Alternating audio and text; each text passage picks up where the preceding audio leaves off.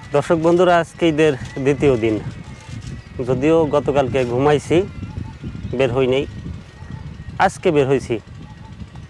গরিব মানুষ, গরিব বলতে মানুষের কাছে বড় লোক, তো নিজের কাছে মনে হয় বড় লোক না, টাকা পয়সা নাই, টাকা পয়সা ছাড়া বড় লোক। তো ঘোরার জন্য অবশ্যই টাকার দরকার, সেটা দেশের ভিতরেই হোক দেশের বাইরে।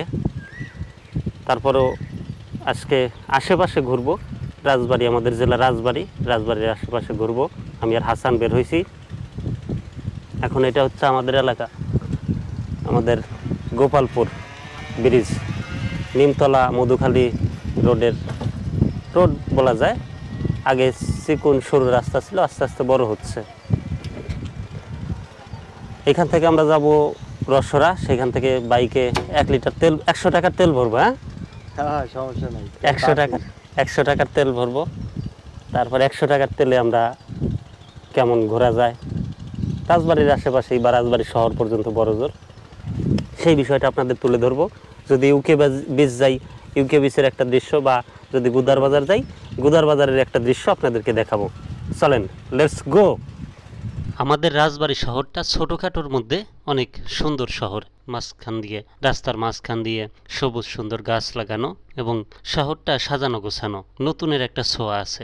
যদিও রাজবাড়ি নতুন একটা জেলা, নতুন বলতে তারপরেও আনুমানিক বয়সটা বলতে পারবো না, তবে ফরিদপুর থেকে আমাদের জেলাটা বিভক্ত হয়েছে।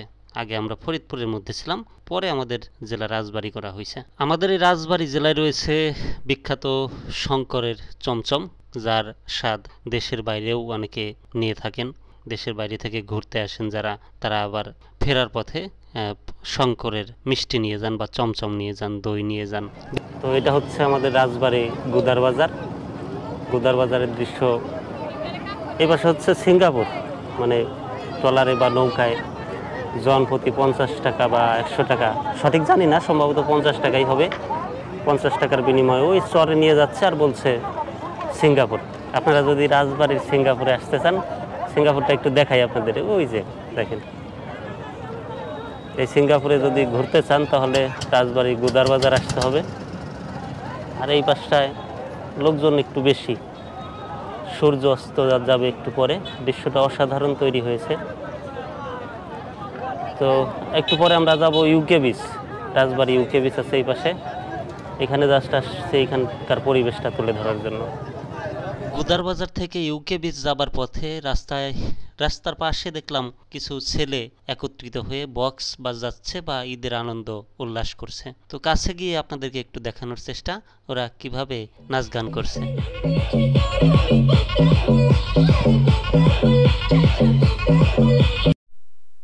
বিখ্যাত খেজুরের গুড় আছে, যদিও খেজুরের সময় এখন শেষ। আবার তালের রসও পাওয়া যায় পর্যাপ্ত পরিমাণে, যেটা যার যার সিজনে বা সিজনাল টাইমে পাওয়া যায়। আর ফসলের দিক দিয়ে যদি বলেন, তাহলে অমায়িক সুন্দর একটা ক্ষেতের জন্য পরিবেশ বান্ধব একটা অঞ্চল। কারণ কিছু কিছু জায়গায় 4 ফসলও হয়, আবার কিছু কিছু জায়গায় 3 ফসল, আবার 2-1টা পানি বান্ধব এলাকায় 2টা ফসল হয়।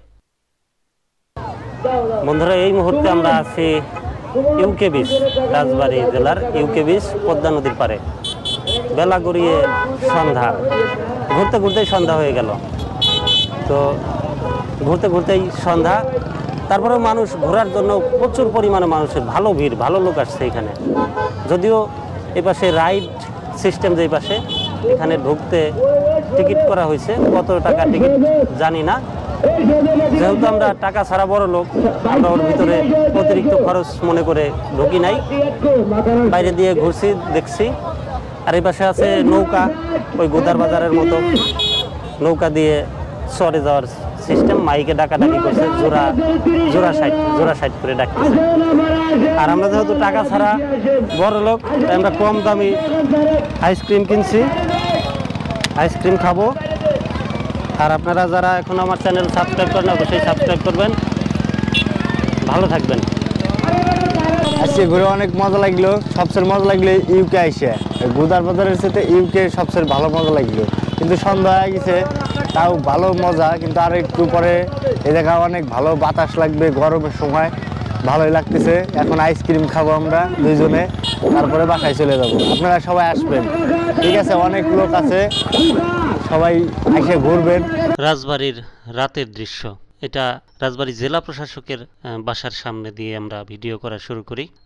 রাতে লাইটের, লাল সবুজের লাইটে সাজানো হয়েছে রাস্তার মাঝখান দিয়ে, যা দিনের বেলা সবুজ গাছে সুন্দর দেখাচ্ছিল, এখন রাতে লাল সবুজের লাইটে আরো বেশি সুন্দর লাগছে। তো এই ছিল আমাদের ঈদের দ্বিতীয় দিনের ঈদ আনন্দ বা ঈদের ঘোরা। আপনারা কে কোথায় ঘুরলেন রাজবাড়ী থেকে, আমার এই ভিডিওটা কে কোথা থেকে দেখলেন অবশ্যই কমেন্টে কিন্তু জানাতে পারেন।